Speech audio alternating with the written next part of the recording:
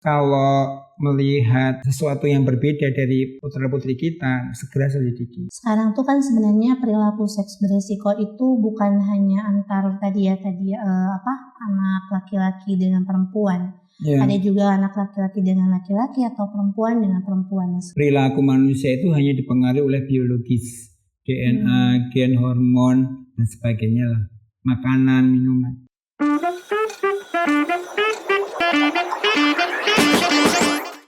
Assalamualaikum warahmatullahi wabarakatuh. Halo Smart Parents, kembali lagi di acara Smart Parent Podcast, tempatnya menjadi parents atau orang tua yang cerdas. Nah, kali ini kami akan membahas tentang materi deteksi dini perilaku seks yang beresiko. Di tengah-tengah kami sudah hadir narasumber dari founder Peduli Sahabat, Kak Sinyo. Nah, Assalamualaikum. Beliau ini adalah praktisi psikososial dan juga psikometri. Bagaimana kabarnya Kak Sinyo hari ini? Alhamdulillah, semoga kakak, panggilnya kakak atau bunda? Iya, boleh kakak saja. Dan juga Smart Parents di rumah, semoga sehat selalu. Oke, nih materi kali ini cukup menggelitik ya. Maksudnya di tengah arus deras informasi yang banyak, kemudian Gen Z dan Alpha yang memang biasanya mencerna informasi itu tidak sambil memahami gitu ya, Kak Sinyo. Sehingga perilaku seks beresiko itu bisa jadi mulai dari anak-anak. Padahal mungkin kalau arus deras informasi tidak terlalu deras, kemudian konten digital yang tidak mudah diakses, bisa jadi kejadian ini tuh tidak akan deteksi secara dini mungkin ya, atau tidak akan terjadi secara dini. Nah, sekarang Kak Sinyo, usia anak berapakah bisa kita ketahui bahwa anak tersebut beresiko terkena penyimpangan atau perilaku seks yang beresiko? Jadi kalau yang kami pernah tangani itu usia antara 3 sampai 7 tahun waktu itu. Sebanyak 12 orang di salah satu kabupaten ya, yang nggak bisa saya sebutkan. Itu mereka sudah saling melakukan oral seks dan sodomi, dua di antaranya perempuan. Jadi itu yang kami tangani, yang kami dampingi gitu. Kalau secara psikologis kan ada nanti beberapa fase ya. Jadi kalau secara psikologis itu fase 0 sampai sekitar 1-2 tahun itu namanya masa oral. Jadi mengenal benda-benda, mengenali lingkungannya lewat memasukkan ke mulutnya si anak. Kemudian yang kedua, tahap masa anal, jadi sekitar umur 2 sampai sekitar 3 tahunan. Jadi dia kalau anak-anak itu kalau buang air besar senang tuh, jadi dia kayak menikmati gitu. Nah yang terakhir masa genital, jadi di usia sampai sekitar 5 tahun, di mana mereka mulai mengenal alat kelaminnya, mulai memegang-megang tuh, merasa nyaman dan sebagainya. Jadi kalau secara psikologis mereka melakukan perilaku seksual beresiko ya, entah disadari atau tidak, ini kan perilakunya kan. Ya, betul. Itu ya bisa saja dia melakukan di usia-usia dini sekitar umur 2, 3, 4 tahun tadi. Cuma kan sepaham saya nih, anak sekitar umur 17 tahun ke bawah itu jarang yang mereka melakukan itu atas dengan kesadaran sudah menyadari gitu, istilahnya kalau ini paham gitu ya. Ya sekedar biasanya mencontoh perilaku, mungkin nonton pornografi atau bisa jadi diajari orang lain tapi dia tidak tahu mesti ngapain, atau ada masa-masa ketika misalnya putus susuan. Jadi ketika diputus susuan dia mencoba mencari kenikmatan yang lain. Nah seperti itu. Jadi kalau sadar kemungkinan sangat sedikit ya yang kemudian betul-betul dia menikmati seksual beresiko di sini macam-macam ya.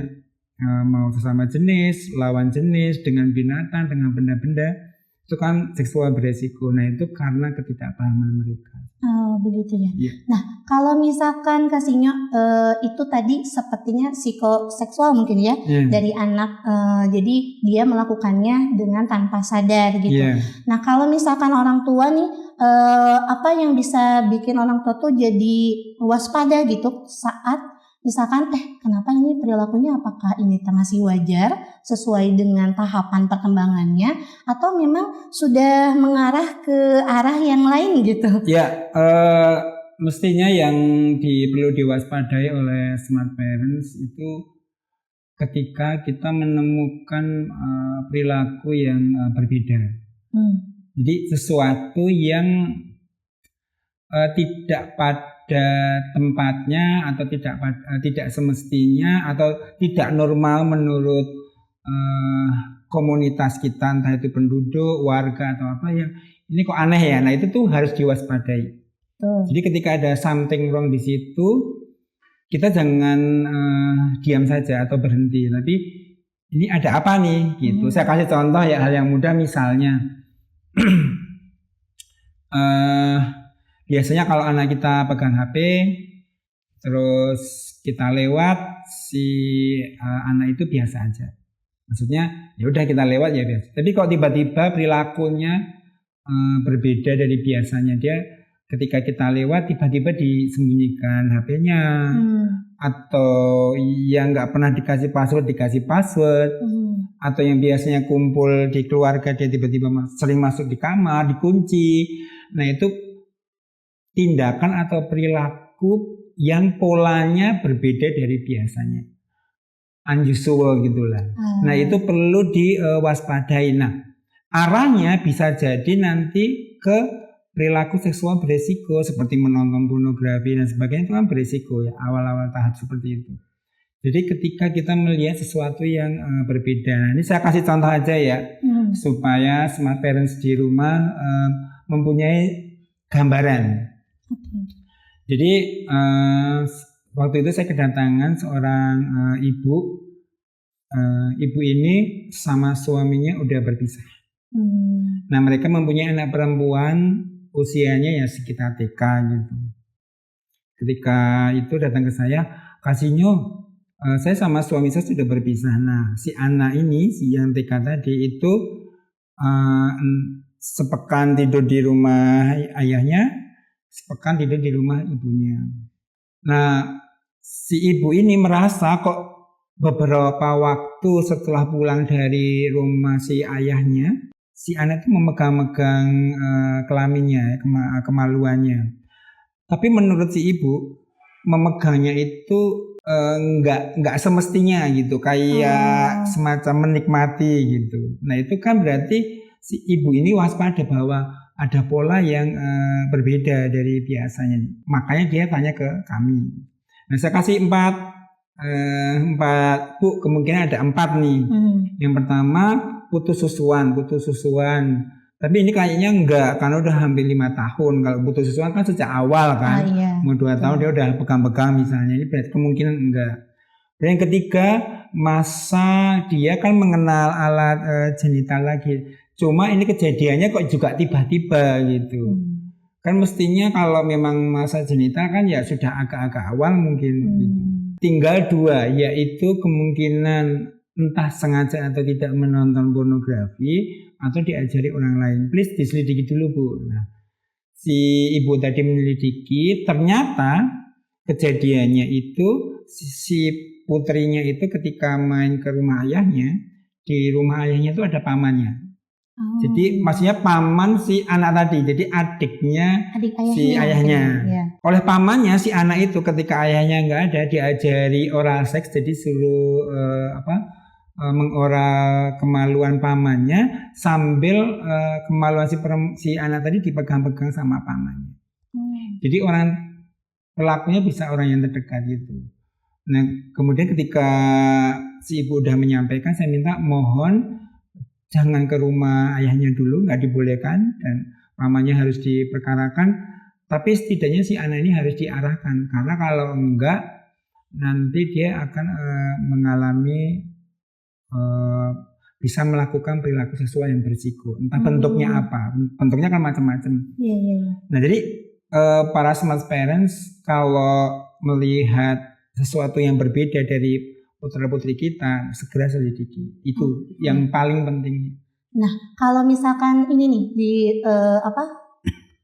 di sekolah misalkan ya, ada anak yang suka menggesekkan kemaluannya gitu ke benda-benda gitu. Nah, apakah itu sudah termasuk, misalkan anaknya usia dini gitu, TK gitu ya. Betul. Nah, itu kan jadi warning atau enggak nih? Ya atau sama tadi kemungkinan 4 tadi.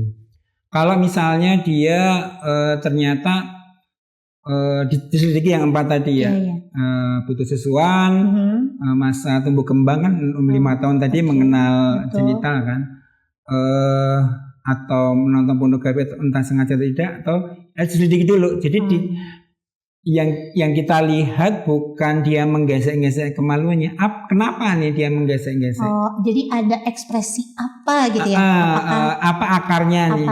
Nah misalnya nih, karena dia merasa nikmat ketika genitalnya digesek-gesek, ya nggak apa-apa, itu sesuatu yang wajar karena tumbuh kembang. Nah, dijelaskan dengan jujur, terbuka, tapi tidak vulgar, disesuaikan dengan kemampuan otak si anak. Contohnya waktu itu ada beberapa anak yang seperti itu. Kemudian saya panggil ibunya, bapaknya, saya jelaskan, dia sampaikan aja baik-baik, nak. Kemaluanmu kalau dipegang memang enak, ya memang enak kan, maksudnya dipegang-pegang tuh kita merasa nikmat, merasa nyaman, merasa enjoy, tapi itu gunanya nanti kalau sudah menikah. Kalau kamu gesek-gesek sekarang nanti bisa lecet, kan nggak bohong, itu kan jujur terbuka, nanti bisa lecet. Nah kalau lecet sakit, nanti bisa nggak punya keturunan, nggak punya anak, kan nggak bohong juga. Kan itu kalau misalnya terjadi berulang-ulang bisa melukai, nanti bisa nggak punya keturunan. Nah, seperti itu. Jadi diberi gambaran yang mudah, dan itu kadang harus dilakukan berulang-ulang karena setiap kemampuan anak itu, bukan anak ya, setiap orang input dan outputnya kan berbeda di otaknya dia. Nah begitu juga dengan anak. Kadang ada anak yang diberitahu sekali udah paham gitu, tapi kan ada yang dia harus berkali-kali, berulang-ulang diingatkan. Nah itu nggak apa-apa, yang penting diingatkan secara ahsan, secara baik. Nah kalau misalkan ini pada usia tadi ya, masih dalam tahap perkembangan. Kalau sudah remaja yang terjadi nih, remajanya melakukan atau berperilaku seks beresiko gitu, apakah penyebab atau pemicunya apakah dari sejak dini tadi yang tidak terselesaikan, atau ada pemicu yang lain kasihnya? Ya, seksual beresiko itu kan saya kasih contoh ya, bisa berupa menonton pornografi, kemudian coli, onani, masturbasi atau vape, kemudian nanti zina dalam bentuk apapun, seks bebas, baik itu lawan jenis, sesama jenis.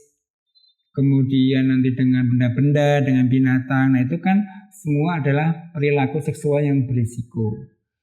Nah sejak kapan nih dimulainya, maksudnya apa yang harus diwaspadai oleh orang tua supaya putra-putrinya nggak melakukan itu kan? Betul. Biasanya dimulai dari ketidaklekatan anak dengan kedua orang tua. Lekat itu pasti dekat, kalau dekat belum tentu lekat. Saya kasih contoh ya biar para smart parents paham. Misalnya kita makan mie ayam nih, terus yuk kita makan mie ayam gitu kan. Terus waktu sampai di tempat mie ayam sibuk sendiri-sendiri gitu. Atau kalaupun ngajak ngobrol, kamu kemarin hafalannya udah sampai mana? Sesuatu yang membuat anak boring gitu, bosan. Itu dekat, bukan lekat. Lekat itu misalnya putra saya lagi suka sama Arsenal. Arsenal itu salah satu klub sepak bola di Inggris. Saya udah lama nggak nonton bola, nggak apa. Nah saya berusaha mengikuti. Oh ini lagi disukai putra saya nih. Nah saya harus tahu kenapa, itu akan menjadi bahan pembicaraan saya. Jadi misalkan pas beli mie ayam terus, bang kemarin Arteta tuh coachnya Arsenal sekarang ya, itu beli Rios, iya gitu, jadi pembicaraan gitu kan, itu namanya lekat. Nah ketika terjadi kelekatan itu biasanya secara umum akan terjadi komunikasi yang baik. Karena anak akan mau terbuka sama kedua orang tuanya. Nah, ketika terbuka ini hal yang paling penting nih untuk mewaspadai supaya anak-anak kita tidak melakukan perilaku seksual beresiko. Contohnya, misalnya dia nonton pornografi, terus ya mestinya ngomong, atau kalaupun nggak ngomong karena HP-nya nggak ditutup, kita tahu. Ya dia akan jujur, loh ini apa? Oh ya aku kemarin nonton pornografi ya, seperti itu. Nah terus baru dikasih masukan. Jadi memang penyebabnya bisa bermacam-macam, tetapi dengan adanya kelekatan dengan kedua orang tua, setidaknya itu akan mencegah berbagai macam hal yang negatif termasuk perilaku seksual beresiko. Karena apa-apa akan diomongkan. Saya punya klien ya kelas 6 SD. Dia homeschooling, bukan sekolah yang kejar paket ya berarti ya. Itu dia ngomong sama mamahnya itu, mah aku kalau melihat laki-laki kok ereksi ya. Jadi kalau melihat dia laki-laki. Oh dia laki-laki. Laki-laki kalau melihat laki-laki kok ereksi gitu. Berarti kan setidaknya dia ngomong tuh sama mamanya, berarti kan dia ada kelekatan dengan mamanya. Setidaknya jujur dulu gitu ya. Jujur. Nah kemudian mama papanya agak panik gitu, terus ketemulah saya dibawa ke saya. Nah berarti kan setidaknya ketika dia melakukan sesuatu yang misalnya dianggap tidak wajar dalam bentuk apapun ya, norma apapun, dia mau terbuka sama kedua orang tua gitu. Nah ini yang menurut saya aman ya, namanya imunitas. Jadi sesuatu yang dia rasakan atau dia lihat, diomong kedua orang tua, dicari solusinya, diterima dulu, cari solusinya. Ketika tidak ada kelekatan, saya kasih contoh nih pemirsa supaya tahu ya. Misalnya saya punya klien, dia itu punya gangguan jiwa, jadi setiap melihat laki-laki yang pakai celana panjang atau pendek yang ada resletingnya, dia pengen membuka resleting itu. Jadi dia kayak membuka terus gitu doang. Tapi dia nggak ingin melakukan seks dan sebagainya, enggak. Tapi kan nanti arahnya bisa ke seksual beresiko kan dari sesuatu. Betul. Nah ketika kami selidiki, ternyata dia kan dulu ketika di kampung itu kalau di kampung kan biasa ya Kak Gania, kalau anak-anak kampung itu udah masuk ke pondok pesantren sejak dini gitu. Tapi pondok pesantren yang di kampung gitulah, yang ngaji bareng-bareng, tidur bareng-bareng gitu. Nah waktu itu kejadiannya pas dia kelas 4 SD, ada abang kelasnya lagi semaan Al-Quran tuh. Semaan Al-Quran itu ngaji one on one gitulah, personal gitu. Nah pas berdua itu tiba-tiba si abangnya itu ngambil tangan kirinya si adiknya itu, disuruh masukkan ke sarungnya, disuruh memainkan kemaluan si abang kelasnya tadi. Nah dia nggak cerita ke siapa-siapa. Nah kan berarti saya berpikiran kalau saya jadi dia, ini saya disuruh ngapain sih? Pertanyaan aku disuruh ngapain itu tuh nggak selesai gitu. Jadi tidak ada pertanyaan seperti itu gitu ya. Dia nggak tanya ke musyrifnya misalnya, atau tanya ke ustadznya, atau tanya ke ayah bundanya, nggak ada. Sehingga sesuatu yang tampaknya selesai tapi nggak selesai. Nah buahnya seperti itu. Nah, itu kan perilaku seksual beresiko. Karena kan misalnya nih ada laki-laki terus mau saya buka kan bisa ditempeleng, bisa apa gitu kan, bisa dituduh homoseksual dan sebagainya. Nah seperti itu. Jadi memang kelekatan orang tua inilah yang penting menurut saya. Oke. Nah berarti Kasinyo kalau misalkan masalah kemelekatan ini gitu ya, berarti kan kaitannya sama pola asuh orang tua di rumah mungkin ya. Nah komunikasi yang dua arah dan sebagainya. Barangkali ada tips gak buat smart parents di rumah agar bisa membangun komunikasi nih? Karena kan anak-anak remaja zaman sekarang tuh udah tahu apa sih, privacy lah gitu ya. Jadi mereka kadang saat udah bisa bikin tembok yang lumayan cukup tebal dan tinggi gitu untuk orang tuanya gitu. Jadi nggak bisa masuk orang tuanya nih. Gimana nih caranya? Kalau secara umum mungkin banyak ya yang bisa dikerjakan gitu. Karena teori-teori psikologi itu banyak. Belum nanti urusannya dengan agama misalnya. Di mana agama juga punya syariat-syariat yang arahnya ke sana. Nah, saya cuma memberi garis besarnya saja. Pertama, kalau secara umum nih kita sebagai umat muslim ya, kalau yang bagi yang muslim atau mungkin bagi yang nonton non muslim, tentunya yang pertama adalah doa. Berdoa kepada pencipta kita bahwa ya kita kan nggak mungkin nungguin anak kita 24 jam kan. Betul. Ya kita harus rela untuk bangun malam seperti ke malam terakhir, mau rela berpuasa lah dan sebagainya, yang intinya kita mendoakan keluarga kita kan, dimulai dari diri kita untuk dijaga dari api neraka dan keluarga kita gitu kan. Itu yang pertama. Jadi doa itu senjatanya kita. Nah, semestinya ya kita yang awal berusaha untuk itu, karena kalau cuma mengandalkan teknis, ya kita manusia kan, masih bisa walaupun tampaknya sempurna masih ada celah-celah di dalamnya. Nah, kalau secara teknis nih, secara teknis psikologi itu ada yang kita kan sebagai orang tua nih bisa menjadi coach, bisa menjadi sahabat, bisa menjadi macam-macam lah bagi anak kita, bahkan kita bisa menjadi raja bagi mereka misalnya. Nah, dari pengalaman saya, ketika kita menjadi sahabat terbaik anak kita, maka itu akan memudahkan atau melancarkan kita ketika kita mau mengcoach, mendirect mereka atau mengajari mereka, akan diterima jauh lebih mudah. Nah, untuk menjadi sahabat terbaik bagi anak-anak kita, minimal ada 2 hal yang harus dilakukan. Yang pertama, komunikasi yang sehat. Apa komunikasi yang sehat itu? Indikatornya ada 2. Jujur, terbuka, tetapi tidak vulgar. Sesuaikan dengan kemampuan otak. Intinya jangan bohong. Apapun yang dia tanyakan, apapun yang dia pengen tahu, ya kita jawab. Ya, seperti itu. Kemudian yang kedua, yang indikator yang kedua dari komunikasi yang sehat itu jangan memutus komunikasi. Maksudnya hargailah putra-putri kita, sesepele apapun. Misalnya kadang kan anak-anak kita itu kalau ngajak ngobrol kita, kayaknya ini apaan sih, sesuatu yang seperti ini pasti kok ditanyakan gitu. Ya memang itu dunianya dia gitu. Kalau kita nggak menghargai, maka dia akan mendapatkan penghargaan dari gadget, dari orang lain yang nggak jelas. Jadi kita harus menghargai. Saya kasih contoh ya. Waktu itu saya mau mengantar putra saya ke sekolah. Qadarullahnya motornya udah dibawa istri saya nih, sehingga saya sama putra saya naik angkot.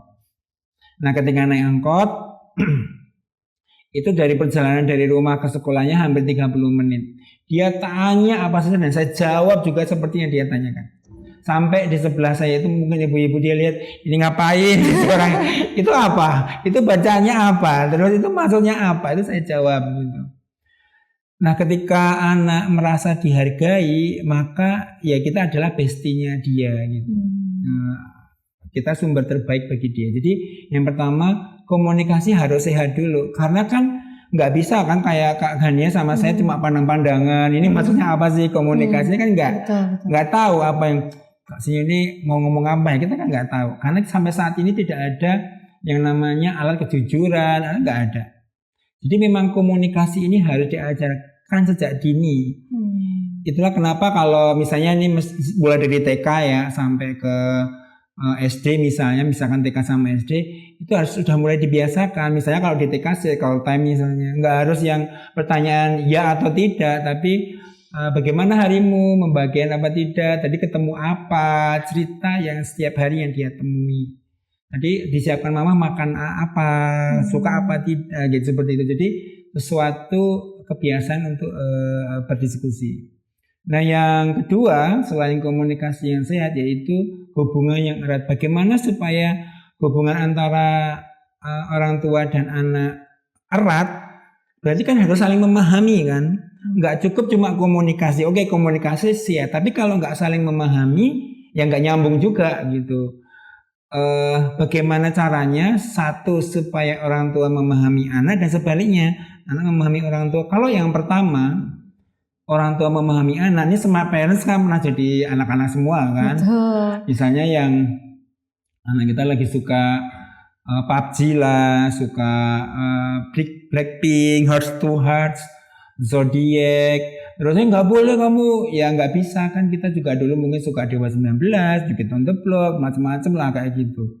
Jadi kita memahami bahwa oh ini sedang grow up nih, perlu kita temani gitu kan. Jadi kalau ini saya yakin banyak orang tua yang tahu, tapi yang nggak mudah itu bagaimana supaya anak memahami kita. Kan kita sebagai orang tua kan juga sedih karena bokeh nggak punya uang misalnya. Atau lagi ngapa gitu. Nah, gimana caranya supaya mereka tahu tuh. Nah, itu memang harus diajarkan memang sejak dini. Misalnya contohnya kita ingin cerita ke putra-putri kita bahwa kita lagi nggak punya uang. Nggak bisa dong cuma kata-kata aja karena mereka kosakatanya terbatas.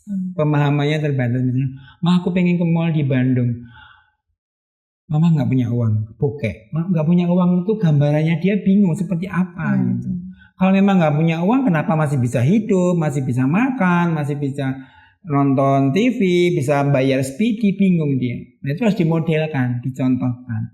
Makanya bermain peran, role playing, main monopoli itu sebetulnya bermanfaat tuh. Jadi ini loh kalau misalnya papa keluar kerja pakai monopoli ini nanti dapat uang, uangnya untuk apa? Nah, supaya dia memahami kita bahwa oh ayah tuh nggak selalu ada uang yang ada itu dari bulanan untuk bayar ini, bayar itu dan sebagainya.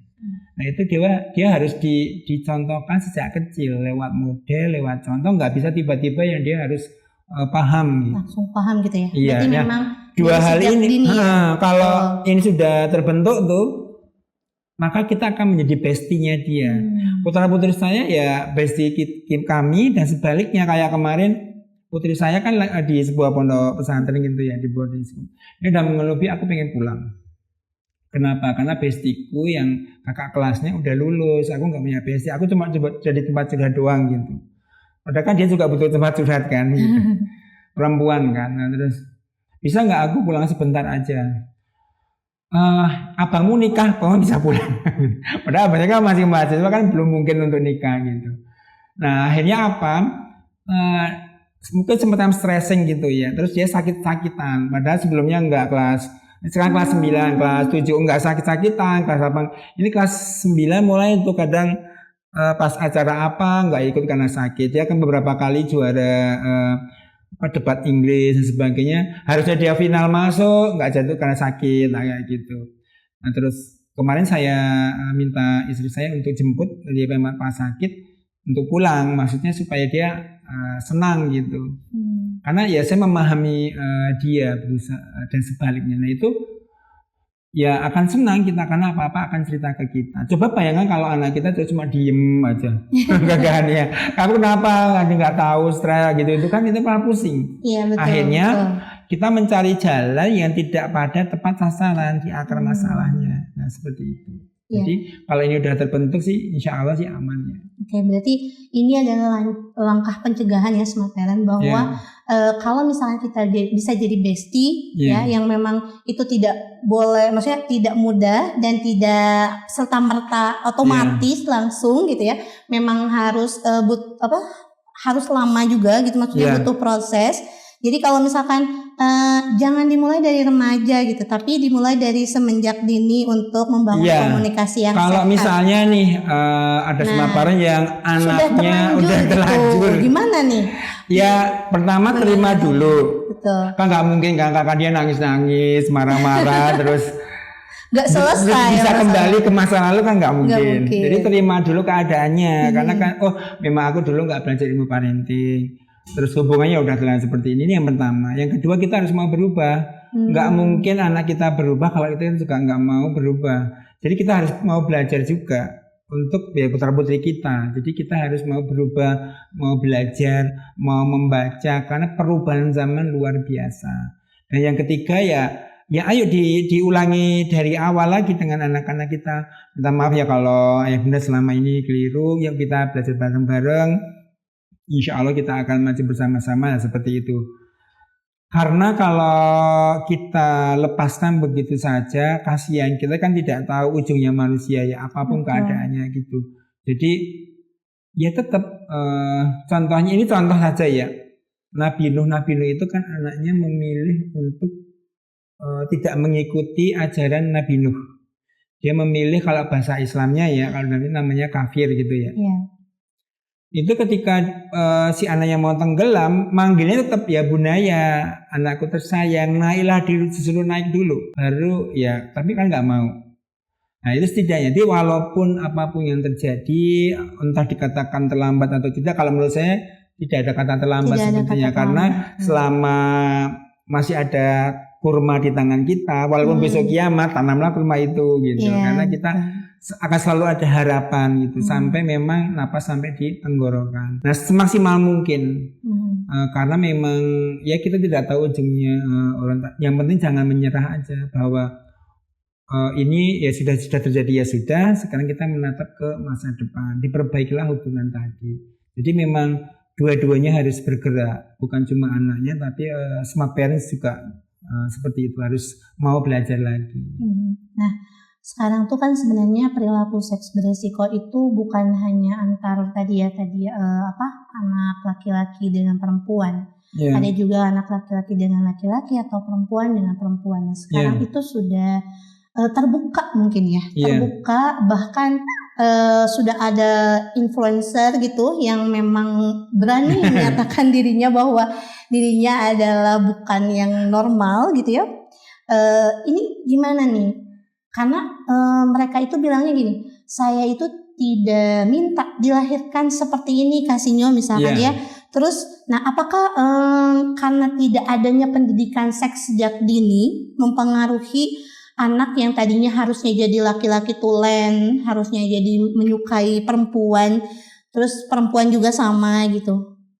Apakah ada pengaruhnya dari pendidikan seks sejak dini? Ya, kalau berdasarkan teori di berbagai macam ilmu pengetahuan ya, itu kan ada 3 teori. Jadi teori yang pertama mengatakan bahwa perilaku manusia itu hanya dipengaruhi oleh biologis, DNA, gen, hormon dan sebagainya lah, makanan, minuman. Yang kedua kebalikannya, yang pertama ini nggak mengakui lingkungan, pendidikan itu nggak berpengaruh. Nah yang kedua sebaliknya, dia jadi kayak ekstrem kanan ekstrem kiri gitu. Jadi teori yang mengatakan bahwa perilaku manusia itu hanya dipengaruhi oleh faktor psikososial, ya, masyarakat, orang tua dan sebagainya. Nah kalau kami di Peduli Sahabat itu mengambil teori yang ketiga, bahwa dua-duanya berpengaruh. Tapi kami mengambil bahwa yang perannya paling besar adalah faktor lingkungan, pendidikan emosional. Jadi psikososial itu perannya sangat besar. Psikososial itu perannya sangat besar. Nah, termasuk berhubungan dengan perilaku seksual berisiko ya, termasuk sama jenis, pornografi, lawan jenis dan sebagainya tadi dimulai dari kedua orang tua tadi. Nah, ada hubungannya dengan pendidikan seksualitas atau tidak? Kalau di kita nyebutnya pendidikan seksualitas ya, bukan pendidikan seks. Kalau pendidikan seks itu ngajari nge-seks. Wah, nah, saya lagi. Kalau pendidikan seksualitas itu kalau dalam Islam tuh mulai dari umur 0 sampai sekitar 16-18 tahun. Jadi saya kasih contoh nih, misalnya dalam Islam tuh nggak boleh kelihatan aurat utama, ya kan? Nah tapi kita ketika memandikan anak kita waktu masih bayi malah alat kelaminnya dimainkan. Itu kan sebetulnya pelecehan seksual orang tua ke anaknya. Karena harusnya dia dipahamkan untuk menjaga kemaluannya, malah kita mainkan gitu. Nah seperti itu. Saya kasih contoh, kalau di rumah kami dulu ketika anak kami umur 2 tahun, umur 0 tahun, ketika memandikan tuh saya kasih contoh ya, smart parent, kalau yang perempuan, nak vaginamu ini adalah hak milikmu seorang, tidak boleh dipegang oleh siapapun kecuali suamimu kelak. Abi sama Umi, panggilnya Abi sama Umi, boleh memegang ketika memandikan, ketika menceboi, dan ketika vaginamu terasa sakit dan sudah terus itu. Kalau dalam Islam namanya doa. Kalau dalam psikologi namanya predictive parenting. Jadi menanamkan kultur atau budaya di otaknya dia berupa kebiasaan Walaupun ucapan. belum sadar gitu ya, Iya, belum walaupun paham sadar gitu itu ya. namanya predictive parenting. Atau kalau dalam misalnya doa, Doa. kamu loh jadi solih, solihah, cantik, kayak gitu itu. Iya, iya, iya. Nah itu tertanam di otaknya dia, itu namanya pendidikan seksualitas. Sampai misalnya mengetuk pintu rumah orang tua, menutup aurat, kemudian tidurnya terpisah umur 10 tahun. Nah itu namanya pendidikan seksualitas. Nah apakah itu bisa menjadi bagian dari tadi yang kemudian seksual beresiko? Ya tadi masuknya, kita mau pakai teori yang mana nih? Kalau saya kan pakai teori yang ketiga. Nah dia masuknya ke lingkungan atau perilaku, pengaruh lingkungan itu bisa berpengaruh juga. Cuma setiap orang itu unik. Jadi berbeda-beda gitu ya penyebabnya gitu ya. Enggak, misalnya saya kasih contoh aja ya biar mudah. Misalnya nih ada 2 anak kembar laki-laki. Berarti kan latar belakangnya sama kan? Ya. Orang tuanya sama, macam-macam sama. Dua-duanya heteroseksual. Heteroseksual itu tertarik pada lawan jenis secara seks. Misalnya nih saya kasih 2 tahun mereka berdua nonton video pornografi sesama jenis misalnya. Bisa jadi 2 tahun kemudian yang A tetap heteroseksual, yang B jadi biseksual. Nah seperti, nah kenapa itu nggak ada yang tahu sampai sekarang. Jadi para ilmuwan itu belum bisa mengambil benang merah karena memang setiap manusia itu unik. Jadi kalau Kak Gania tanya apakah ada hubungannya? Ada hubungannya. Tapi apakah menjadi sebab akibat? Wallahu alam. Karena sebab akibat itu dia namanya relation ya, relate. Bukan sebab. Kausalitas. Tapi kalau relate ya mungkin berhubungan, tapi apakah itu menjadi sebab? Ya wallahu alam. Belum tentu, bisa jadi iya, bisa jadi tidak. Bisa jadi dia penguat. Misalnya nih dia sudah brok dulu, mengambil modal yang keliru. Misalnya saya laki-laki, ayah saya kerjanya berangkat habis subuh langsung berangkat, saya nggak ketemu, masih bayi nih sampai umur TK misalnya. Pas pulang saya sudah tidur. Hanya mainnya sama ibunya perempuan, sama asisten rumah tangga perempuan. Masuk ke TK dari perempuan kebanyakan, tariannya juga tari-tarian ala perempuan. Ke guru SD juga kebanyakan perempuan. Dia nggak punya sosok laki-laki misalnya. Nah dia mungkin pemicunya itu tuh tidak punya sosok ya laki-laki yang dijadikan karakternya dia contoh role model. Nah penguatannya ya bisa macam-macam tadi, misalnya tanpa sengaja nonton pornografi sesama jenis tambah kuat, nah seperti itu, atau mengalami pelecehan seksual, nah seperti itu. Jadi kompleks. Jadi kalau ditanya apakah ada hubungannya dengan pendidikan seksualitas, ada. Tapi apakah dengan ketidakdiajarkannya pendidikan seksualitas seseorang bisa menjadi seperti itu? Belum tentu. Ya. Wah menarik sekali ya Kasino. Ternyata pembahasan soal ini tuh bisa lama sekali gitu ya. Iya. Oke, yang terakhir nih Kasino, untuk pesan untuk smart parents nih, biar bisa lebih waspada. Kemudian kalau yang sudah mempunyai gitu ya, atau sudah mengalami anaknya ternyata berperilaku seks beresiko tuh bisa menjadi kuat dan bisa lebih menanganinya dengan tepat gitu. Nah ini bisa dikasih. Yang pertama kita harus paham dan sadar bahwa dunia ini kan tempat ujian. Semua yang ada pada diri kita itu ya termasuk suami, istri, keluarga kan, anak, termasuk tubuh ini kan titipan, amanah. Jadi itu bukan milik kita. Jadi kita harus memahami bahwa semua itu amanah. Selama kita pas hidup ini kita berusaha semaksimal mungkin, entah paham atau tidak ya. Tadi misalnya ternyata kita keliru nih secara psikologis, ternyata kita cara mendidiknya keliru sehingga anak kita bla bla bla. Ya kita kan udah berusaha semaksimal mungkin kan sebagai orang tua. Ya sudah, kita harus siap memberi tanggung jawab nanti kepada di hadapan Allah. Jadi selama kita berusaha semaksimal, mestinya Allah Maha Adil kan. Allah Maha Adil, kita nggak sengaja misalnya tidak tahu dan sebagainya. Jadi ya sudah, ini semua amanah yang diberikan oleh Allah, kita jaga baik-baik semampu kita. Alhamdulillah kalau misalnya ada smart parents yang baru mau punya anak terus grow up terus lihat ini kan dapat pengalaman baru Iya, tuh. betul. Jangan sampai nanti terjadi ke putra-putri kami. Kalau sudah terjadi ya sudah istighfar, berusaha diperbaiki gitu. Itu yang pertama. Jadi menganggap bahwa semua itu titipan amanah yang suatu-waktu bisa diambil tanpa permisi kan. Seperti itu yang pertama. Kemudian yang kedua ya tadi jadilah kita sahabat terbaik bagi anak-anak kita. Entah itu mau dimulai dari sekarang nih karena mungkin mereka udah besar. Ya, maaf ya kalau ayah keliru selama ini, ya dimulai dari awal lah. Seperti itu atau bahkan yang baru smart parents mungkin baru belum punya keturunan atau mungkin baru masih 1-2 tahun. Nah jangan sampai terlambat, kita adalah jadi bestinya si anak-anak. Nah ketika kita menjadi bestie kan enak kan, kita mau coaching, mau ngasih masukan apapun, setidaknya seperti inilah kakaknya. Kakaknya kan di ujung sana nih, ini anggap nggak ada ya. Ini dianggap jurang pemirsa, ini jurang. Kakaknya di sana, saya di sini. Di belakangnya Kak Gania ada harimau mau merekam. Kalau saya cuma di sini, awas ada harimau kan. Kakaknya apa sih? Karena kan di sini ada udara apa yang mungkin kita nggak tahu, sehingga bisa diterkam. Maksudnya kan bangun jembatan dulu. Ini ada jembatan yang kita bisa mengajak langsung atau awas dulu ada harimau, nah kita ajak lari ya gitu kan.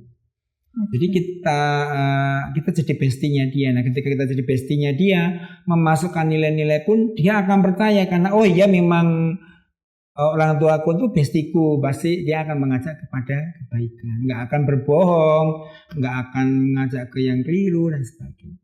Oke. Terima kasih Kak Sinyo atas waktunya, atas ilmunya yang sangat bermanfaat ini. Amin. Begitu smart parents bisa kita simpulkan ya bahwa kita harus bisa menjadi bestinya anak-anak untuk mendeteksi perilaku seks yang beresiko atau untuk menghindari hal-hal yang seperti ini terjadi begitu ya smart parents.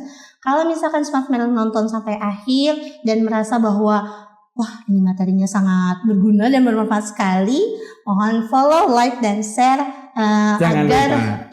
agar semua orang bisa menemukan manfaat dari materi di sini. Terima kasih Kak Sinyo sekali lagi.